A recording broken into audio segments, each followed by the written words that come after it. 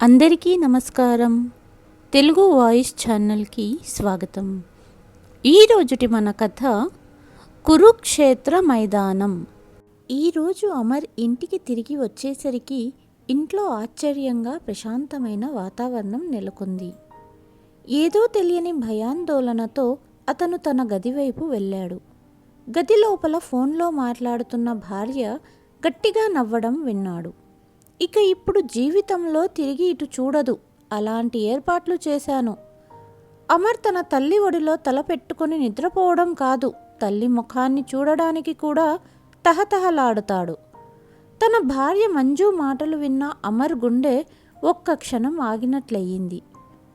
కొంతసేపటి వరకు అసలు ఏం జరుగుతుందో అర్థం కాలేదు అతనికి. కానీ కాస్త ఆలోచించగా భార్య మంజు తన తల్లిని ఇంట్లోంచి గెంటేసేందుకు కుట్ర పన్నిందని అర్థమయ్యింది. తన భార్య మాటలు అర్థమయ్యాక భార్య దగ్గరగా వెళ్ళి చెంప పగలగొట్టాడు.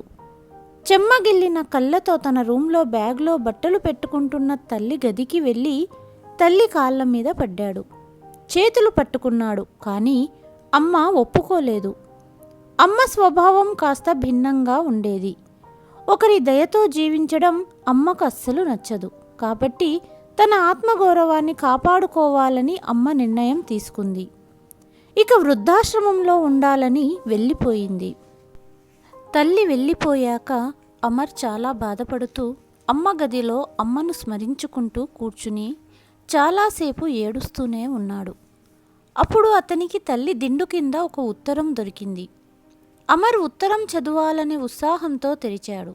అందులో, అమర్, ఒక వ్యక్తి తనను తాను ఇది నా సొంత కుటుంబం అని ఎందుకు భావిస్తాడు? తద్వారా ఇంటిలోని సభ్యులు ఒకరి ఆనందాలను బాధలను ఇంకొకరు పంచుకుంటారని.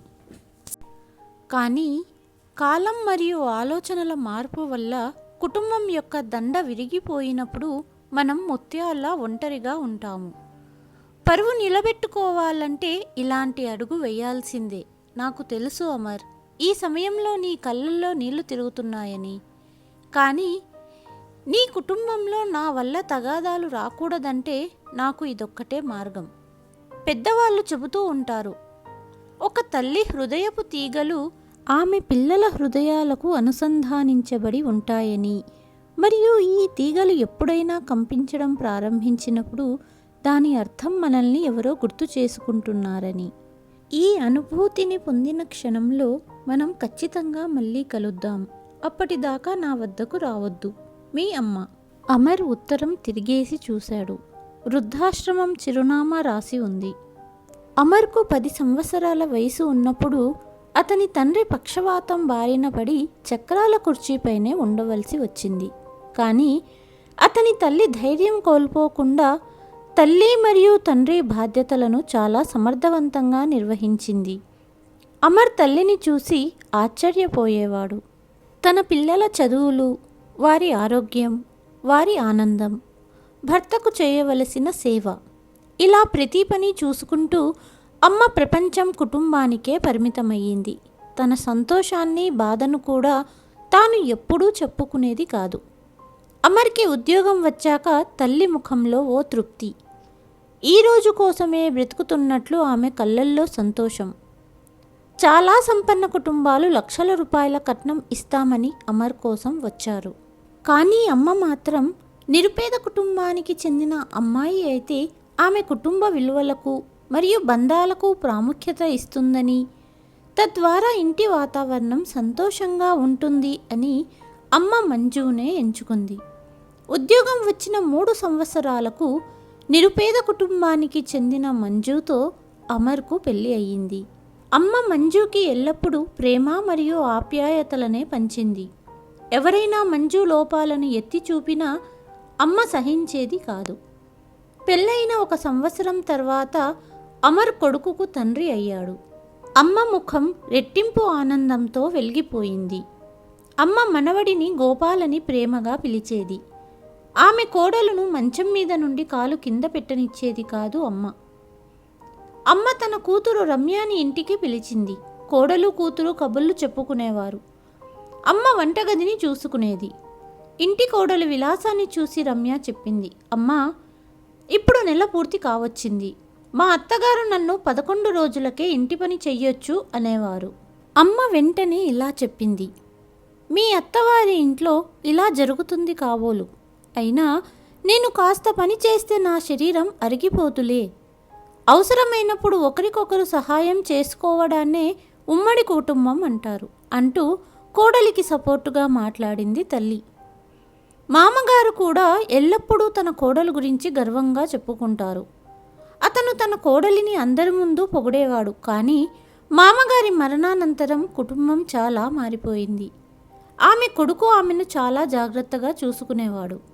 కానీ ఆమె కోడలు గురించి తెలిసిన వారంతా తన కోడలుతో జాగ్రత్తగా ఉండమని హెచ్చరిస్తూ ఉండేవారు. భర్త మరణం తర్వాత భార్య అన్నిటినీ కోల్పోతుంది. కొడుకు కోడలు కూడా మనతో ఉండరు అని చాలామంది హెచ్చరించారు. కానీ అమ్మ కదా అమ్మగానే ఉండిపోయింది. బయటి జనాల మాటలు వింటూ నా కుటుంబ వాతావరణాన్ని పాడు చెయ్యనివ్వను అనుకుని అందరి మాటలు విని వదిలేసేది. భర్తను కోల్పోయిన అమ్మ కొన్ని రోజులకు తేరుకున్నాక తన మనవడు గోపాల్తో తన పాత దినచర్య మొదలుపెట్టింది. ఇంటి పనులు కూడా చేసుకునేది. కానీ భర్త మరణించాక ఆమె తన గది తలుపులు వేసుకుని 9 గంటలకే నిద్రపోయేది. ఇది గమనించిన అమర్, ప్రతిరోజు రాత్రి 12 గంటల వరకు మెలకువగా ఉండే అమ్మ రాత్రి 9 గంటలకే ఎలా నిద్రపోతోంది? ఒక రాత్రి అమర్ అమ్మ గదిలో లైట్ వెలగడం చూసి లోపలికి వెళ్ళాడు. గది లోపల తల్లి తండ్రి రాసిన డైరీ చదువుతూ ఏడుస్తుంది.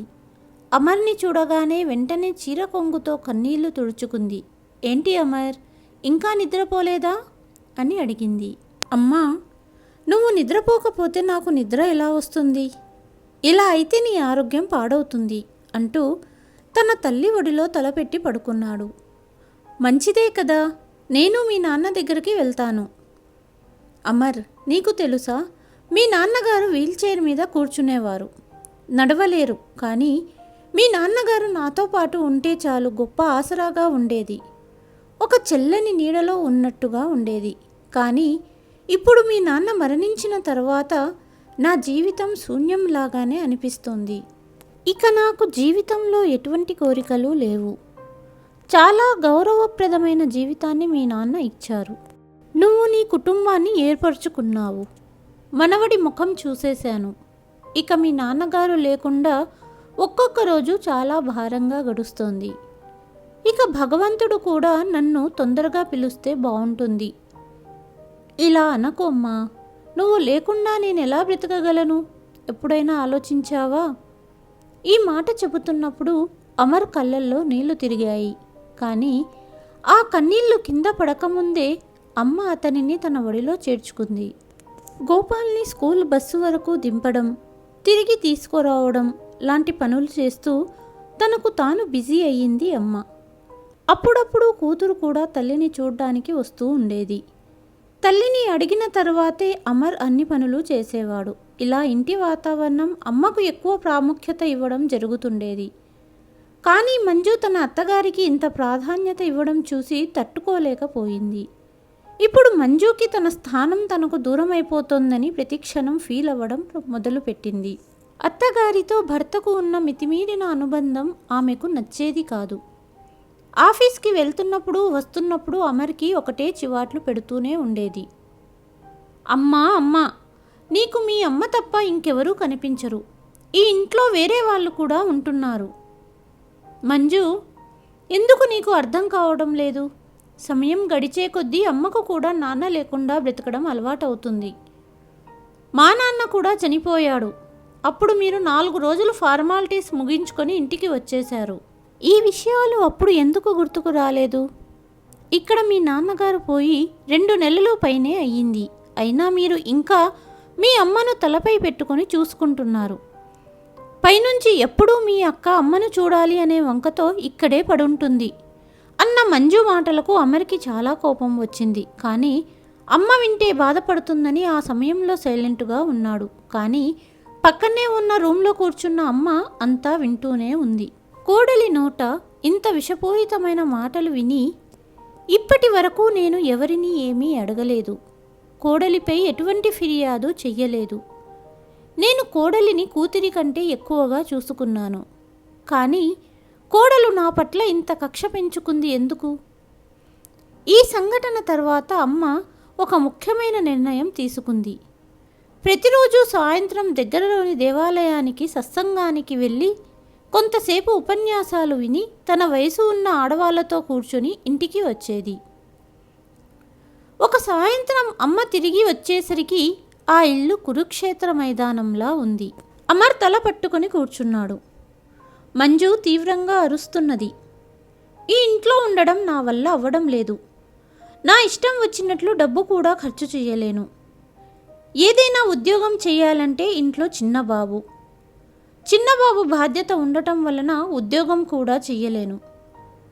మరుసటి రోజు ఉదయం అమ్మ మంజుని ప్రేమతో సముదాయించింది. మంజు, నీకు ఉద్యోగం చేయడం ఇష్టంగా ఉంటే నువ్వు ఉద్యోగం చేసుకో. గోపాల్ను నేను చూసుకుంటాను. 4 డబ్బులు వస్తున్నాయంటే సంతోషంగానే ఉంటుంది కదా అని కోడలితో చెప్పింది. అత్తగారి మాటలు విన్న మంజు ఉద్యోగం చేయడం మొదలుపెట్టింది. ఇంట్లో గోపాల్ని చూసుకుంటూ ఇంటి పనంతా అమ్మనే చేసేది. కాలం గడుస్తుండగా ఒకరోజు అమ్మ చేతిలో ఒక కాగితాన్ని ఉంచిన అమర్ ఇలా చెప్పాడు. అమ్మా, నాన్నగారి యొక్క ఇన్సూరెన్స్ డబ్బులు 5 లక్షలు వచ్చాయి. అయితే డబ్బంతా నీ పేరు మీద ఎఫ్డి చేయించాను. కాగితాలు నీ దగ్గర జాగ్రత్తగా ఉంచుకో అని చెప్పాడు. అప్పుడు అమ్మ, ఇంత డబ్బు నేనేం చేస్తాను బాబు, నువ్వే తీసుకో అన్నది.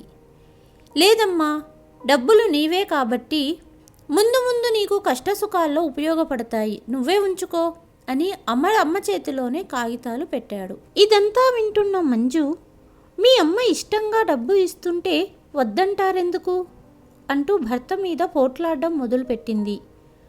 అవి అమ్మ డబ్బులని అమర్ ఎంత చెప్పినా వినకుండా పెద్ద గొడవ చేసింది. తన గదిలో కోడలి అరుపులు వినిపిస్తున్నాయి. కొడుకు కోడలి ఇలా పోట్లాడడం చూసి ఇదంతా ఏమవుతుంది నా ఇంట్లో అనుకుంటూ జీవితంలో ఒక పెద్ద నిర్ణయం తీసుకుంది. అమర్, నా వలన ప్రతిరోజు ఇంట్లో రోజు గొడవ పడుతూ ఉంటే నాకు నచ్చడం లేదు. అందుకే నేను వృద్ధాశ్రమం వెళ్ళిపోదాం అనుకుంటున్నాను, గంభీరమైన స్వరంతో అన్నది అమ్మ. తల్లి మాటలు విన్న అమర్, నువ్వు ఎక్కడికి వెళ్ళడానికి వీలు లేదంటూ గది లోపలికి వెళ్ళిపోయాడు. కొడుకు పైన అనురాగంతో తల్లి మనసు మార్చుకుంటుందేమో అని మంజు అమర్ గదిలోకి వెళ్ళడం చూసి, అత్తగారు, ప్రపంచంలోని జరగని వింత ఏమీ కాదు ఇది. మీ కొడుకు నేను కలిసి ఉండాలంటే మీరు బయలుదేరండి, లేదా నేను వెళ్ళిపోతాను అన్నది. ఈ మాట కోడలి నోటి నుండి విన్న అత్తయ్య అమర్ మరుసటి రోజు ఆఫీస్ నుండి రాగానే కొడుకుతో చెప్పి వృద్ధాశ్రమానికి వెళ్ళిపోయింది. అమర్ తల్లి రాసిన ఉత్తరం చదువుతూ వెక్కి వెక్కి ఏడుస్తున్నాడు.